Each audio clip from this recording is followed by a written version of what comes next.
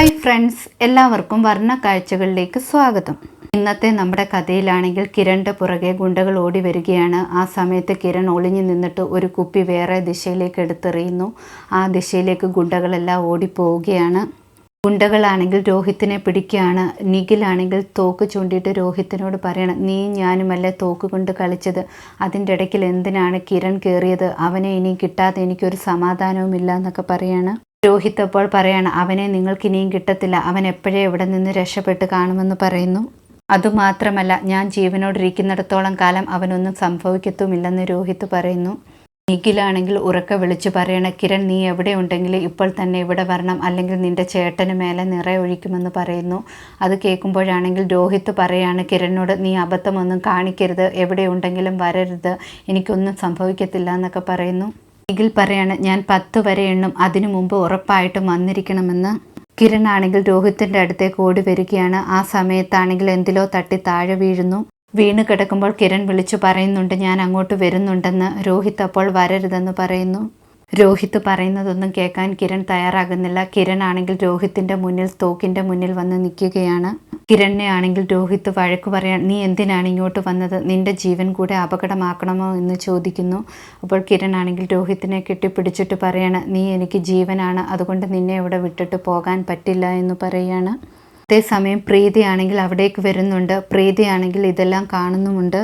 നിഖിലാണെങ്കിൽ മറ്റു ഗുണ്ടകളോട് പറയുകയാണ് രോഹിത്തിനെയും കിരണിനെയും പെട്ടെന്ന് തന്നെ ഇവിടെ നിന്ന് പിടിച്ചുകൊണ്ടു പോകാൻ. ഗുണ്ടകളാണെങ്കിൽ സൃഷ്ടിയോടും സമീറിനോടും പറയാണ്, നിങ്ങളെ രക്ഷിക്കാൻ നിങ്ങളുടെ 2 ചേട്ടന്മാർ കൂടെ വന്നിട്ടുണ്ടായിരുന്നു, അവരെയും കെട്ടിയിട്ടിട്ടുണ്ട്, ഇനി ഇവിടെ ആര് വന്നാലും അവരുടെ എല്ലാം സ്ഥിതി ഇതുപോലെ തന്നെ ആയിരിക്കുമെന്നൊക്കെ പറയുന്നു. പൃഥ്വിയാണെങ്കിൽ കാർ ഓടിച്ചിട്ട് നിഖിലിൻ്റെ അടുത്തേക്ക് പൈസയുമായിട്ട് പോവുകയാണ്. ആ സമയത്താണെങ്കിൽ ഷേർലിൻ ഫോൺ വിളിക്കുന്നു. ഷേർലിൻ ഫോൺ വിളിച്ചിട്ട് പറയാണ്, എൻ്റെ മനസ്സിനൊരു സുഖവും തോന്നുന്നില്ല, ഇന്ന് നീ പോകണ്ടെന്നാണ് എൻ്റെ മനസ്സ് പറയുന്നത്, അതുകൊണ്ട് തിരിച്ചു വരാൻ പറയുന്നു. പൃഥ്വി പക്ഷേ ഷേർലിൻ്റെ വാക്കൊന്നും കേൾക്കുന്നില്ല. നിനക്ക് എപ്പോഴും ഇത് തന്നെയല്ലേ സ്വഭാവം, നീ എപ്പോഴും ഇതുപോലെ എന്തെങ്കിലും പറഞ്ഞ് എന്നെ തടയാറുണ്ട്, ഇന്ന് ഞാനിതൊന്നും കേൾക്കാൻ തയ്യാറല്ലെന്നൊക്കെ പറഞ്ഞ് ഫോൺ വെക്കുന്നു.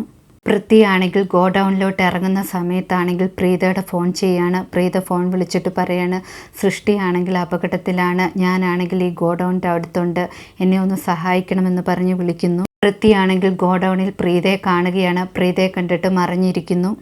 പ്രീതയാണെങ്കിൽ പ്രീതയുടെ കൂടെയാണെങ്കിൽ രോഹിത്തും കിരണും അതുപോലെ സമീറും ഒക്കെ ഉണ്ടെന്ന കാര്യവും പറയുന്നുണ്ട്. പൃഥ്വിയാണെങ്കിൽ പെട്ടെന്ന് പറയാണ്, നിൻ്റെ വോയിസ് എനിക്ക് ക്ലിയറായി കേൾക്കുന്നില്ല, അതുകൊണ്ട് ഫോൺ കട്ട് ചെയ്യുകയാണ്, പിന്നീട് വിളിക്കാമെന്ന് പറയുന്നു.